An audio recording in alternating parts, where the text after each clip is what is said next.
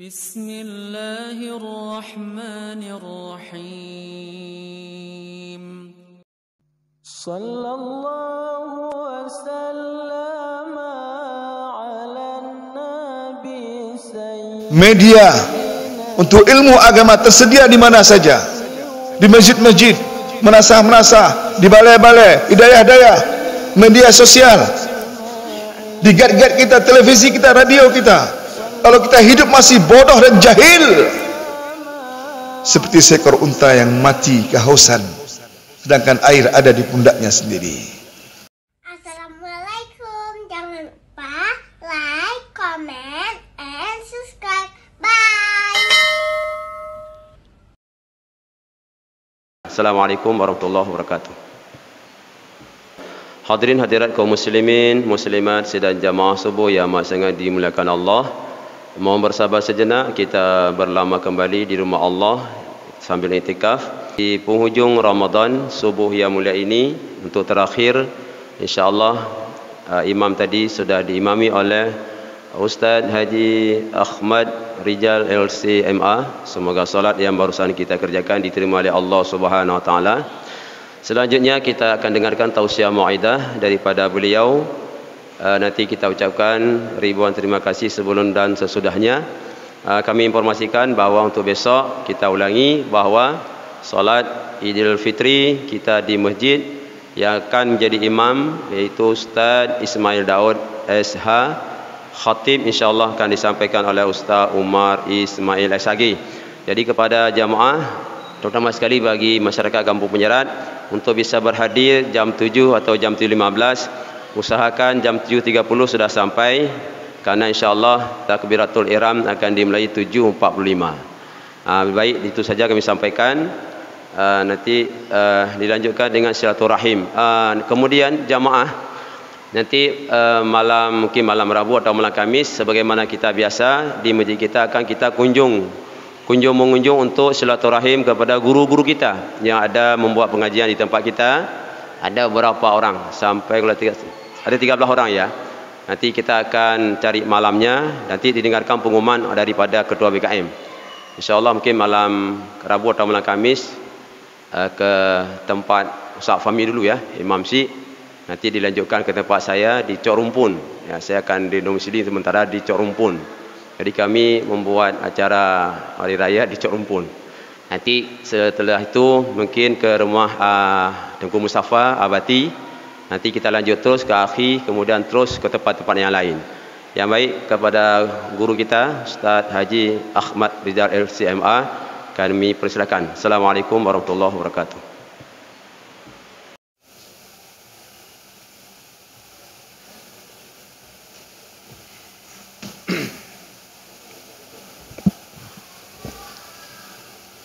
Bismillahirrahmanirrahim. Assalamualaikum warahmatullahi wabarakatuh. Alhamdulillahilladzi amarna an nadhkurahu dhikran katsira wa an nusabbihahu bukratan wa asila. Ashhadu an la ilaha illallah wahdahu la sharika lah wa ashhadu anna Muhammadan 'abduhu wa rasuluhu la nabiyya ba'dah. Allahumma salli ala Muhammad wa ala ali Muhammad كما صليت على إبراهيم وعلى آل إبراهيم في العالمين إنك حميد مجيد. أما بعد، يقول جل وعلا في القرآن الكريم: فاذكروني أذكركم واشكروني ولا تكفرون.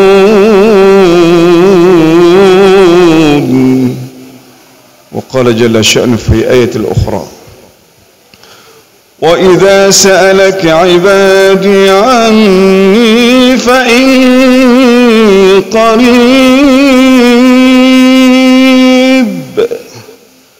أجيب دعوة الداع إذا دعان فليستجيبوا لي وليؤمنوا بي لعلهم يرشدون.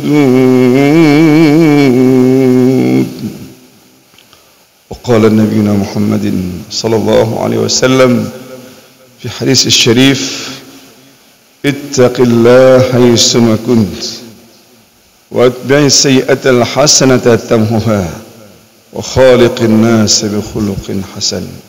صدق الله العظيم وصدق رسوله الكريم الأمين ونحن على ذلك من الشاهدين والذاكرين والحمد لله رب العالمين.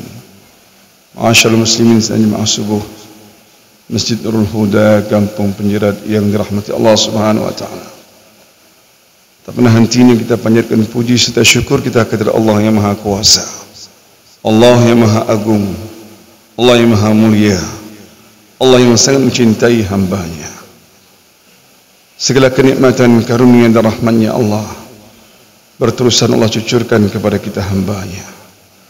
Supaya kita hamba-hamba Allah pandai-pandailah menjadi hamba-Nya yang masih diberikan kesempatan sesaat lagi atas dunia ini untuk menjadi hamba yang paling pandai mensyukuri nikmat dan rahmat Allah yang telah Ia anugerahkan dan limpahkan kepada kita semua. Sehingga nikmatnya Allah, karunia-Nya Allah, rahmatnya Allah berterusan Allah tambahkan kepada kita hamba-Nya. Karena sesungguhnya mensyukuri nikmat Allah itu berpulang kebaikan semua itu untuk kita hamba-Nya. Allah dipuji atau tidak, diagungkan atau tidak, selamanya zat maha mulia Allah Jalla wa'ala. Kitalah hamba-Nya yang lemah ini, butuhkan kasih sayang Allah, butuhkan pertolongan Allah, butuhkan rahmat Allah dan cintanya Allah Subhanahu wa taala. Salawat buntaikan salam kepada baginda Muhammad sallallahu alaihi wasallam, Nabi yang kita cintai, Nabi yang kita ikuti, Nabi yang mesti kita tauladani. Karena ia merupakan khatimul anbiya wal mursalin, yang diutus Allah, dipilih Allah, dicintai Allah, dikasihi Allah untuk menyebarkan agama Allah, untuk mendakwakan agama yang mulia. Sehingga hari ini kita tahu beribadah mengagungkan Allah, menyebut asma Allah, puasa Ramadan, berzakat, haji, bahkan semua ibadah-ibadah tatawwu' wan nawafil Muhammad mengajarkan pada agama yang dibawanya. Sehingga betapa indahnya pada hari ini kita berdiri rukuk dan sujud mengagungkan Allah karena Muhammad mengajarkan agama yang mulia. Dia menenggelamkan kemusyrikan dan kezaliman, mengangkat ketauhidan di atas permukaan bumi, sehingga kita tahu mengagungkan Allah. Maka bersyukurlah kepada Allah, bersalawatlah kepada baginda Muhammad SAW sebagai bentuk penghargaan kita, terima kasih kita, cinta kita. Dengan diutusnya Muhammad, terbukalah mata hati kita, terbukalah wawasan berfikir kita, sehingga kita tahu mengagungkan Allah karena Muhammad bersungguh-sungguh mendakwakan agama Allah. Di kota Mekah dikejar, dicaci maki, diintimidasi, bahkan ingin dilenyapkan oleh pemuka Quraisy. Muhammad tak pernah berhenti dan tak pernah gentar karena cintanya kepada agama Allah, cintanya kepada umatnya sallallahu alaihi wasallam. Sampai-sampai ia harus meninggalkan kota Mekah, tanah kelahirannya, menuju Yasrib bersama sahabat dekatnya Abu Bakar Siddiq demi untuk menyebarkan agama yang mulia yang hari ini kita menyembah Allah, tunduk patuh karena agama yang dibawakan, diajarkan Muhammad ibni Abdullah. Maka pertanyaan dalam hati kita sendiri hari ini, kalaulah Nabi kita mencintai kita dengan demikian besarnya, sampai-sampai ia meninggalkan keluarganya, anaknya, demi menyebarkan agama Allah yang nikmatnya hari ini kita rasakan, nikmat persaudaraan, nikmat persatuan, nikmat kekeluargaan, nikmat persahabatan, nikmat rukuk sujud mengagungkan Allah. Maka apa yang kita tawarkan? Tanyakan diri kita, sejauh manakah kecintaan kita kepada baginda Muhammad sallallahu alaihi wasallam? Bahkan kadang-kadang kita sebagai umatnya, lisan kita saja sunyi untuk bersalawat ke atas baginda Muhammad sallallahu alaihi wasallam. Padahal Nabi kita menyampaikan kepada kita, Man shalla alayya salatan sallallahu alaihi biha ashra. Kabar gembira, busyra dari lisan Nabi SAW. Barang sesiapa bersalawat ke atasku 1 kali saja, Allah dan malaikatnya bersalawat ke atas kamu 10 kali adanya. Betapa besar bandingannya. Ajr min Allah. Bahkan Allah Jalla wa'ala yang maha agung, yang menciptakan segalanya, semua makhluk yang ada di langit, di bumi, di lautan, merupakan makhluk Allah Subhanahu wa ta'ala. Allah perintahkan salat, Allah perintahkan zakat, perintahkan puasa, perintahkan haji. Allah tidak perlu melaksanakan itu semua, karena semua penyembahan itu kembali kepada Allah. Kalau Allah salat, kalau Allah puasa, Allah mau persembahkan kepada siapa? Nah, dialah yang diagungkan. Maka tetapi sebagai kemuliaan, penghormatan, kecintaannya Allah kepada Muhammad, tak kala ia perintahkan salawat ke atas Nabi, lebih dahulu dengan keagungannya ia memulakan sendirinya Allah Jalla wa'ala dengan malaikatnya. Inna Allah wa malaikatahu yusalluna 'alan nabi. Allah, sesungguhnya Allah dan malaikatnya bersalawat ke atas Nabi. Qabla an ya'murna yabda' bi nafsihi. Sebelum ia perintahkan kita, Allah mulakan dengan keagungannya dan kesendiriannya. Sesungguhnya Allah dan malaikatnya bersalawat ke atas Nabi. Baru Allah panggil kita. Ya ayyuhalladzina amanu sallu alaihi wa sallimu taslima. Wahai orang beriman, bersalawatlah kamu kepada Muhammad sallallahu alaihi wasallam. Hadirin jemaah subuh yang dimiliki Allah Subhanahu wa taala. Tema tausiah subuh kita pada hari ini, asrar al-ayyam wal layali syahr Ramadan. Filosofinya hari-hari Ramadan dan malam Ramadan. Yang hari ini insyaallah nanti malam tenggelamnya matahari berakhirlah puasa Ramadan pada tahun 1446 Hijriah ini. Tanyakan hati kita masing-masing. Selama Allah hidupkan di hari-hari Ramadan, selama Allah hidupkan di malam Ramadan, yang hari ini kita masih bernyawa, masih hidup, masih melihat, masih mendengar, masih berjalan, berkumpul dengan keluarga, apakah esok harinya kita tahu kehidupan kita bagaimana? Tak satu pun manusia yang tahu akan masa depan hidup mereka. Namun hari-hari yang telah kita lalui, malam yang telah kita lalui, sejauh manakah perbuatan kita, kelakuan kita, sikap kita, ibadah kita, muamalah kita di saat dihidupkan Allah 1 bulan Ramadan. Makanya Rasulullah menyampaikan kepada kita dalam kitab Riyadhus Shalihin karangan Imam Nawawi, kata Rasulullah, man lam yada' qawla zur wal amalu bihi falaysa lillahi hajatun ay yad'a ta'amuhu wa syarabuhu. Barang sesiapa yang tidak meninggalkan perkataan dusta, perbuatan dusta, maka Allah tidak butuh kepada laparnya, tidak butuh kepada dahaganya. La haula wala quwwata illa billah. Apakah kita di antara orang yang berpuasa yang menjaga lisan, menjaga pandangan, menjaga anggota tubuh kita al-jawarih, kaki kita tidak melangkah ke depan yang haram, telinga tidak mendengar yang haram, lisan tidak berkata-kata yang diharamkan Allah, ghibah wan namimah, tangan tidak mengambil yang haram, tidak berbuat zalim kepada kedua orang tua kita, tidak menzalimi istri kita, tidak menzalimi suami kita, tidak menzalimi anak-anak kita, bahkan tetangga kita. Apakah hari-hari seperti ini berlalu dalam kehidupan kita?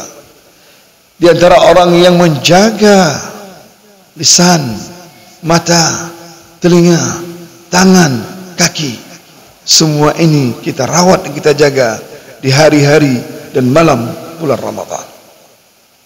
Kita yang tahu antara kita dengan Allah Subhanahu wa taala. Bahkan di hadis yang lain Rasulullah sampaikan, as-siyamu junnah, puasa itu perisai. Makna perisai itu adalah benteng yang menjagamu daripada sentuhan musuhmu. dahulunya di masa baginda Muhammad SAW terjadinya perang Badar, perang Uhud, perang Khandaq, perang Hunain, perang Siffin, segala macam perang, yang kedua belah pihak pasukan itu selain membawa senjata, tombak, pedang, panah, dibarengi oleh perisai. Yang kita lihat di zaman sekarang ini, kalau di TV, di film Majapahit, kerajaan-kerajaan berbentuk petak atau bulat sebagai tameng untuk menangkis daripada sentuhan pedang atau lainnya. Kenapa Rasulullah sebutkan puasa itu perisai? Makna puasa perisai, ia menjagamu, membentengimu daripada melakukan maksiat kepada Allah Subhanahu wa taala. Apakah sudah kita jadikan puasa itu sebagai perisai? Maka Wahbah Zuhaili dalam kitab Fiqh Islami wa Adillatuhu mengatakan, kesimpulannya puasa itu adalah tarbiyatun khuluqiyatun kubra. Puasa itulah pendidikan akhlak yang paling agung, karena mendidiknya tidak nampak di hadapan mata kita. Seandainya dia sebuah universitas, maka rektornya Allah. Hanya dengan iman kita merasa senantiasa dipantau, sehingga kita punya muhasabah wa muraqabatun nafs. Ini kita lihat dalam kehidupan sehari-hari. Di bulan Ramadan, kericuhan di sana sini, kekacauan di sana sini, rumah tangga antara istri dan suami, cekcoknya di bulan Ramadan, la haula wala quwwata illa billah. Bahkan di televisi kita lihat saudara kita di Jakarta tawuran antara satu kampung dan kampung yang lainnya. Apakah ini cara menghidupkan hari-hari dan malam Ramadan? Maka salah mereka menerjemahkan. Mereka merasa bahwa puasa itu hanya menahan lapar dan dahaga saja. Sedangkan tangan mereka, mata mereka, anggota tubuh mereka tidak dijaga sebagai benteng dalam kehidupan mereka sejak mereka berpuasa. Maka siapapun menjadikan puasa sebagai perisai, mereka akan selamat selama 30 hari mereka berpuasa Ramadan. Kata Rasulullah, fa idza kana yaumu shaumi ahadikum, lanjutan hadis tadi, apabila kamu seorang yang sedang berpuasa, fala yarfus, maka jangan berkata kotor. Membuktikan, menunjukkan bahwasanya puasa Ramadan itu melahirkan orang-orang yang menjaga lisan mereka. Berarti puasa itu adalah akhlaqul karimah. Artinya apabila kamu seorang yang sedang melaksanakan puasa seperti hari ini, menunggu berbuka nantinya, jangan pernah berkata kotor, jangan menipu, jangan menzalimi dan sebagainya. Kemungkaran, kemaksiatan ditinggalkan saat kita berpuasa, sehingga setelah puasa nanti terbiasa, terlatih dengan pendidikan bulan Ramadan. Bukan berarti di bulan puasa demikian tapi selepas puasa boleh melaksanakan kemaksiatan, tidak. Ini sebagai manifestasi, sebagai bentuk pesantren, tempat pendidikan. 30 hari kita digembleng, digodok oleh Allah Subhanahu wa taala agar nantinya tujuan daripada puasa la'allakum tattaqun, inilah akhlak. Jangan salah kita terjemahkan seolah-olah semuanya yang berpuasa di bulan Ramadan setelah puasa semua jadi orang yang bertakwa. Tidak. Umpamakan orang yang berhaji setiap tahun, Bapak, yang pengharapan semua jemaah haji itu kembali nantinya selama 42 hari mengharapkan dari Allah haji mabrur. Semua mengharapkannya. Tetapi praktek kehidupan mereka, apakah Anda melihat pada mereka mabrur? Tidak semua. Setiap tahun Aceh menghantarkan jamaah 12 kloter. Satu kloter 393 orang, satu pesawat. Apakah ke-12 kloter tersebut semua pulang mabrur?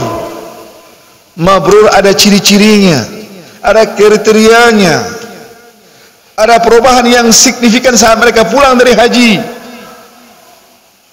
Kesungguhan ibadahnya, kebaikan akhlaknya, muamalahnya, kepekaan sosial dan hidup masyarakatnya, Ini pulang dari haji, maaf. Kadang-kadang kaum lelaki sekian bulan ia pulang haji, sampai seterusnya tak nampak lagi di rumah Allah. Sedangkan dia masih hidup yang menyandang predikat haji. Apakah ini disebut dengan haji mabrur? Dia pulang memakan harta anak yatim, menzalimi kedua orang tua mereka. Apakah ini haji mabrur? Demikian juga dengan puasa Ramadan. Maka Allah tutup ayat la'allakum litaraji, pengharapan. Tak semua diberikan Allah, kecuali yang berpuasa. Man shama Ramadan imanan wa ihtisaba. Barang siapa berpuasa semata-mata dengan penuh keyakinannya kepada Allah, dengan imannya, dan mengharapkan hanya pahala dari Allah, ghufira lahu ma taqaddam, itu yang mendapatkan ampunan dari Allah.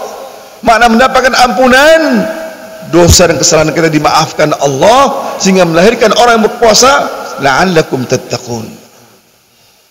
Untuk menggapai la'allakum tattaqun, kita harus menaiki tangga demi tangga.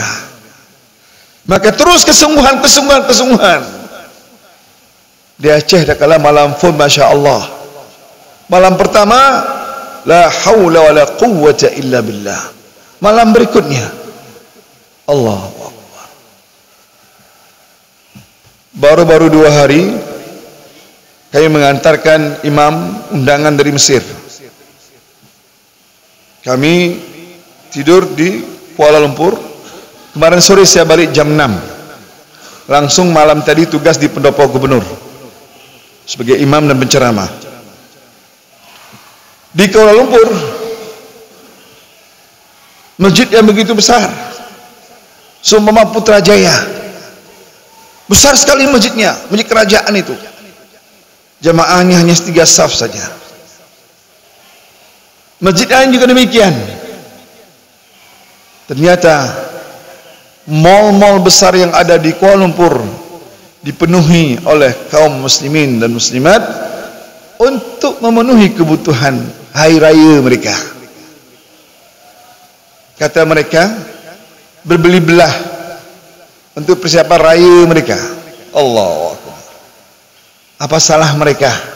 Seandainya masjid lebih dulu mereka penuhi, salat apakah 20 rakaat, 8 rakaat selesai, mereka pergi ke mal-mal untuk berbeli belah untuk kebutuhan keluarga dan anak-anak mereka. Tidak demikian. Apakah terjadi di negeri kita? Kita lihat sendiri kenyataannya. Apakah demikian juga sebagaimana yang ada di Kuala Lumpur, di Aceh yang kita cintai, yang notabene-nya mengembangkan syariat Islam? Kita di pasar-pasar penuh, kaum lelaki pun ikut serta meninggalkan salat tarawih. Maka temakan tadi adalah asrar al-ayyam wal layali Ramadan, filosofi atau rahasianya hari-hari dan malam bulan Ramadan.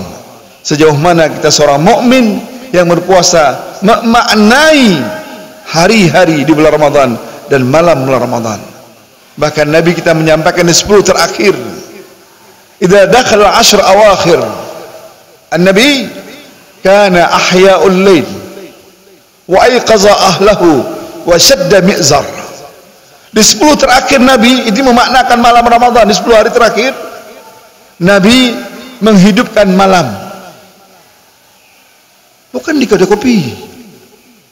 Yo danyo malamnya alih tarawih, daduk kedai kopi, tampik boleh malam.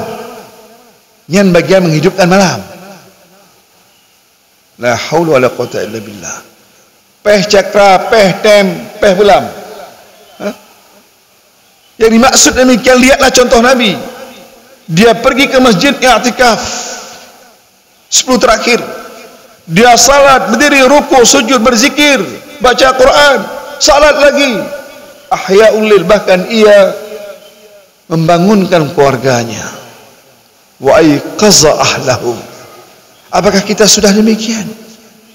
Makanya contoh yang paling indah Nabi, tak ada bandingannya.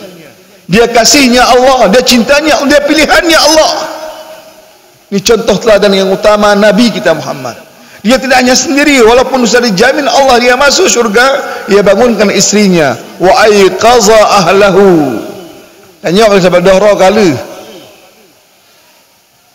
Wa syadda mi'zar, yang mengencangkan tali pinggangnya. Maknanya di 10 hari terakhir dia tidak menggauli istri-istrinya. Sallallahu alaihi wasallam. Maka maknakanlah puasa hari-harinya, malamnya, sebagai bentuk ketaatan kita kepada Allah. Kita punya fikiran, kita punya hati. Kenapa kita bisa berkreasi, menginovasikan sistem bisnis kita, sistem hidup kita? Kenapa sistem ibadah kita yang kita manage dengan begitu indah, sehingga banyak cara menuju Roma, banyak cara untuk menuju Allah Subhanahu wa taala. Mudah-mudahan di penghujung puasa kita ini, pengharapan kita dan doa kepada Allah, mintalah segalanya di akhir Ramadan ini, agar Allah tuliskan kita di antara hambanya yang senantiasa istiqamah jalan Allah Subhanahu wa taala. Doakan keluarga kita, anak cucu kita, agar mereka selamat dunia dan akhirat. Tak kala Allah panggil kita nantinya menghadapnya di antara orang yang ditutup dengan kemuliaan dari Allah Subhanahu wa taala. Mudah-mudahan kita di antara semua yang meraih ketakwaan, kemuliaan hidup dan mati kita dalam kasih sayang Allah Subhanahu wa taala. Subhanakallah wa bihamdihi asyhadu an la ilaha illa anta astaghfiruka wa atubu ilaik. Saya tutup dengan sebuah syair dalam bahasa Arab yang menjadi kenangan di penghujung bulan puasa ini. Kal jimali fi sakhra'i yaqtulha az-zama'u wal ma'u fawqa zuhuriha mahmulun. Seperti seekor unta yang berjalan di padang pasir, mati kehausan, sedangkan air berada di atas pundaknya sendiri.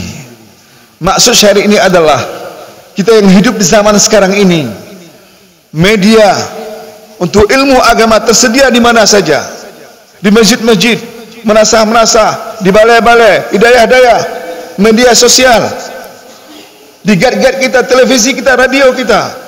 Kalau kita hidup masih bodoh dan jahil, seperti seekor unta yang mati kehausan, sedangkan air ada di pundaknya sendiri. Wassalamualaikum warahmatullahi wabarakatuh.